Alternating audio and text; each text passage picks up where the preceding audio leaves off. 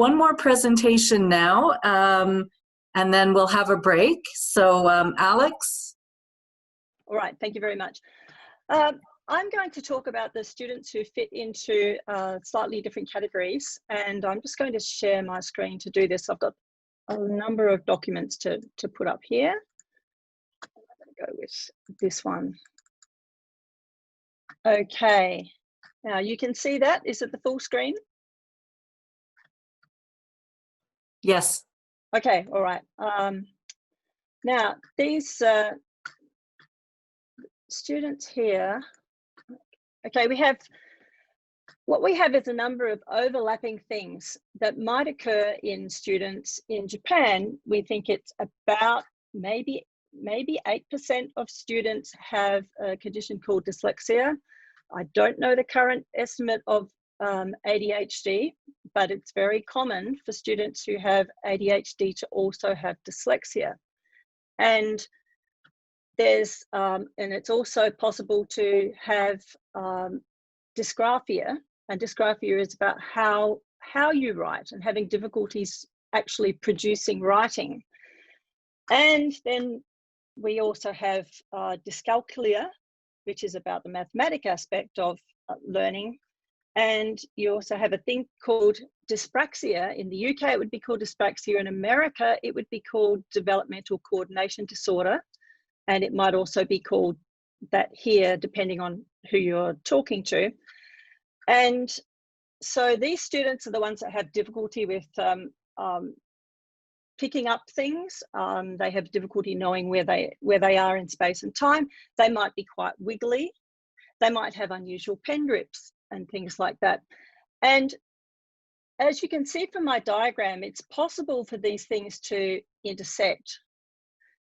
And in addition to having problems with spelling and reading in dyslexia, you might also have you know, a problem with ADHD, or you might have several of them. And I'm personally one of these people that's won the lottery, and I've got quite a few of these. But my dyslexia doesn't affect my reading. But to pick up on one of the points that Leslie mentioned in the zone of proximal development, one of the things that students will do in our in reading classrooms is they're going to be able to see, if they don't know what to do, they're going to look at what the person next to them is doing. And they can't do that in this situation. If they're all, because doing online learning puts everybody into a front seat and they can't look and check.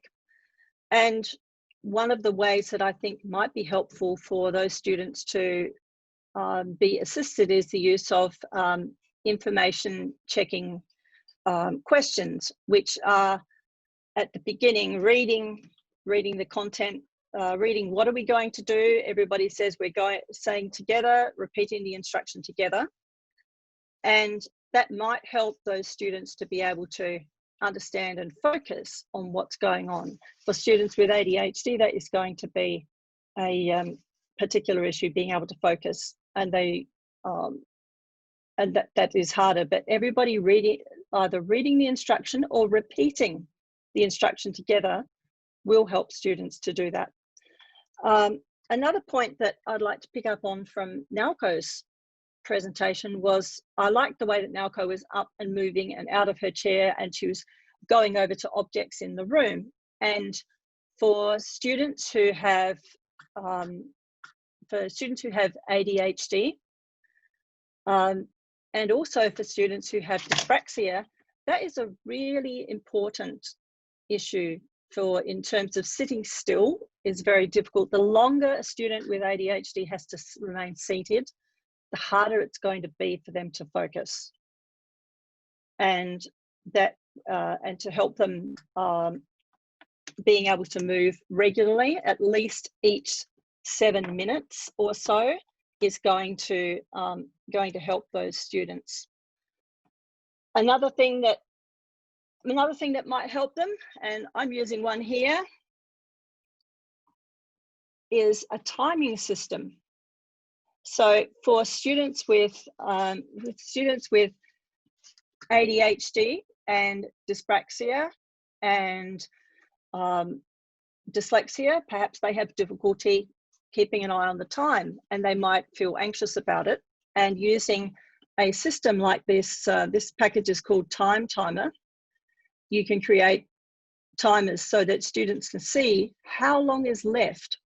And the visual aspect of it would help a student who's quite young as well, or a student who has difficulty reading analog time, to know how much time do they have to actually do a task. Now, I'll just move something from here. And now another thing that is, I've been listening to people talking about their presentations online and about how they present things. Some students have reported that it's difficult to see something that a teacher holds up to the camera. So using, where's it gone? A minute. Got a lot of windows running here. Okay, you can now see this. So this is when if you're holding up something on a whiteboard, it might be difficult for some students to see. There might be a couple of different reasons for it. One of them could be that they have difficulty moving, reading text that's smaller, or text that's handwritten might be a problem for them. So if you can, please use Microsoft Word or a package with a tablet, so that that you can hold up text images. I've got 3 different images of text on here, and the top one is in a standard font. The second one is in what's called, it's called UD, Universal Design Digital Kyokusho, which is digital textbook. This is becoming a standard font being used throughout Japan in education department textbooks. And what you can see here is that there is an increase in spacing between the words and between the lines. And the other thing, the font below it is called Open Dyslexic Outer. And this font is what's called a weighted font. And if you look at the letters, they are heavy at the bottom. And that also will help some of these students actually focus and read better when they're trying to learn. So holding up a piece of paper isn't always going to be the best option for getting your message across. Also, now I'll just change out of that one. The other thing that can be effective is color. And you can see a poster that I used here. This was from a presentation I did at JALT, and I deliberately, JALT 2020, and I deliberately put lots and lots of colors. And you can see that the color of the font might be different. And for you, there might be some fonts on here which are easier to read than others. And I'd like you to just take a moment and just have if you can, please zoom in and have a look at the difference between the color of the font and the color of the font at the bottom of the screen, which is the pure white one. So I'll just give you a minute for that.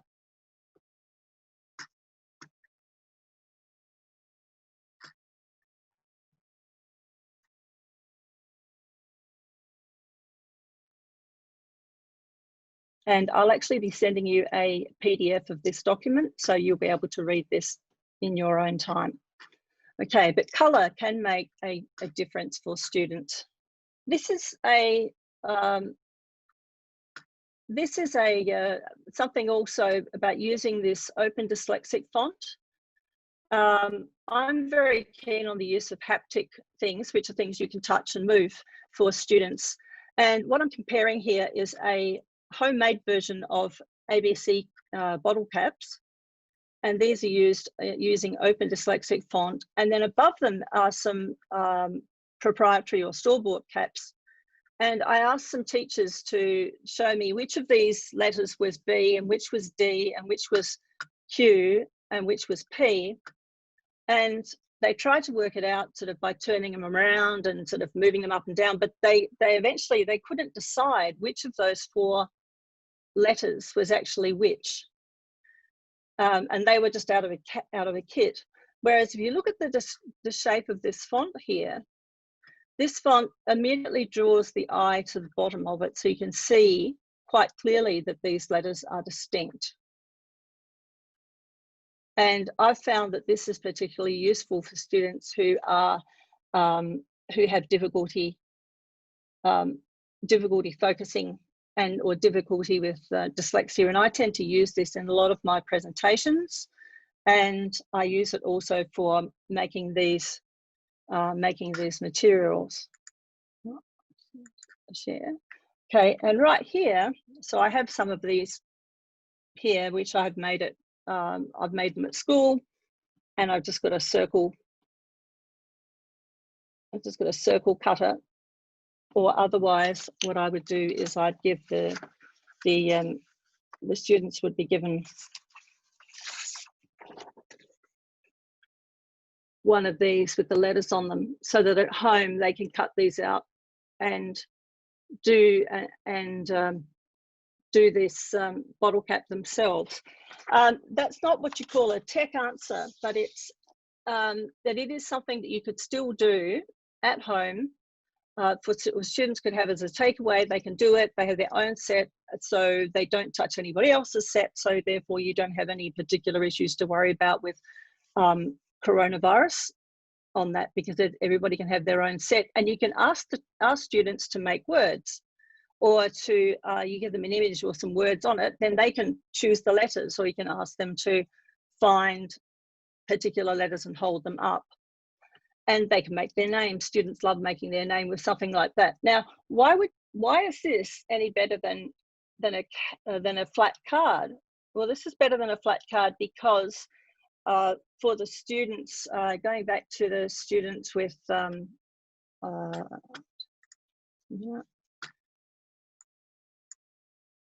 okay, going back to these students. Okay, going back to these students here, go back to screen share.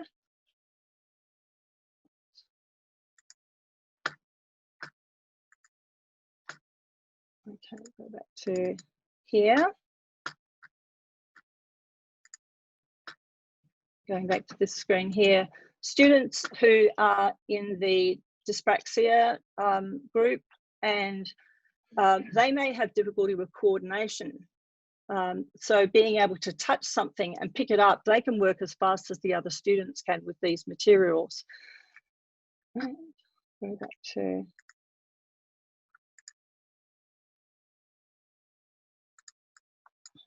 sorry, you can see that I'm not as familiar on the with screen sharing as some of the other people are.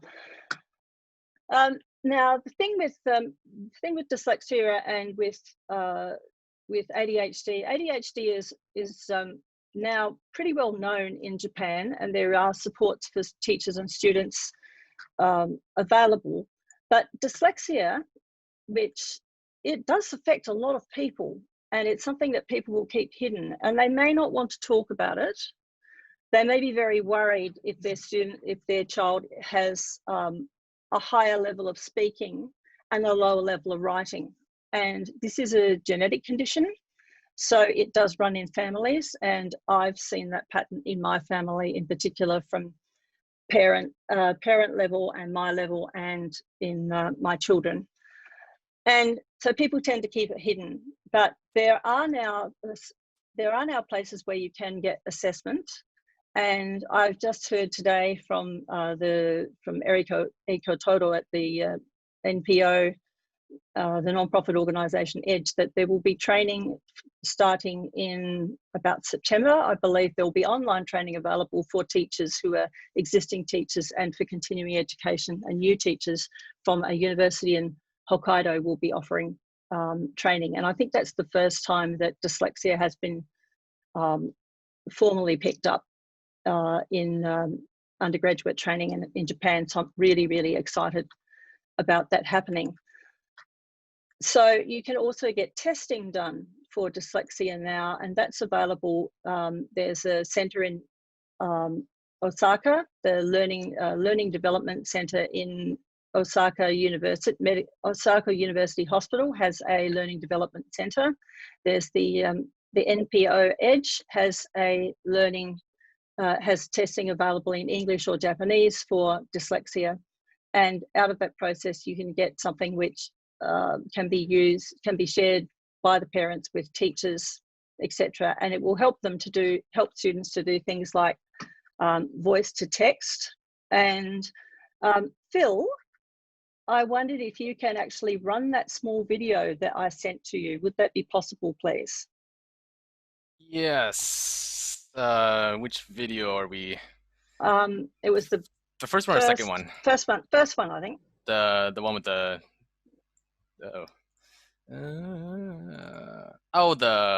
okay. Okay. Let me see if I can throw it in there. Let's see here. And full clip. This one, right? I think it's that one. Yep. Yes, this okay. is a demonstration. Yep. All right, let me go and play it.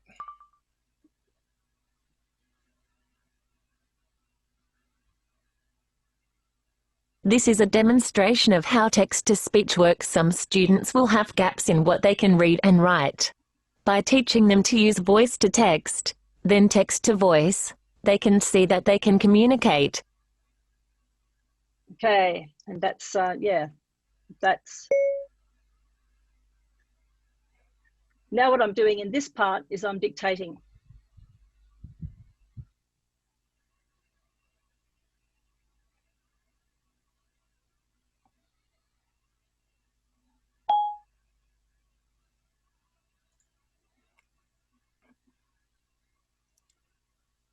Okay. Okay. Thank you. So that is actually a really, really powerful motivator for students when they see that they can speak, particularly students who can't, who have shown minimal interest in attempting to read and write. That is something that will actually make them really excited about trying to learn to speak. Now, the other thing that they can use is you can use camera techniques, and I'm going to use this here. So here I have a page of an article that I have in the current edition of JALT, the language teacher, and they very kindly allowed me to share this as a PDF for you, which I'm going to do in the chat system as well. But I'm just going to use my phone, and I'm going to use Google Translate to capture the text and then to play it back. So I've just opened, I've opened Google Translate. I'm going to Google Translate. I'm going to switch it to English, and I'm going to use the camera. And I'm now going to capture some text. Here we go there. And it's translating. I'm just going to catch a photograph of it. Okay, and so now I have this. I'm going to select this.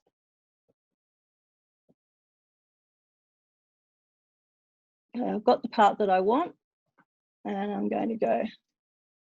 So now I have the text. I have the text that I wanted, and so I could play this. Misinterpret symbols in math problems. May struggle to read music. Difficulty interpreting positive and negative numbers and fractions. So you can actually pick the text up from an image or from a picture, and you can listen to it. That's for me, that's shown to be a huge motivator for students. And this year, the National Education Department textbooks have for elementary all have a QR code system in them. And so students can actually point the camera at a QR code, and they can listen to parts of their textbooks. They can watch parts of their, they can watch videos, they can hear things. And I think this is going to be a revolution in online learning for students coming up, starting out of this year. So that's across all curriculums from year 1 to year 6. All subjects from elementary school have got that kind of technology in them. Okay, and and I am just about out of time. I'd just like to check if there's Melody, was there anything that you would like me to draw on? No, at that's this good. point? If there's any questions that come up later, yeah, Yep, we'll have okay. a Q&A later. Yeah. All right, so thank you very much for that.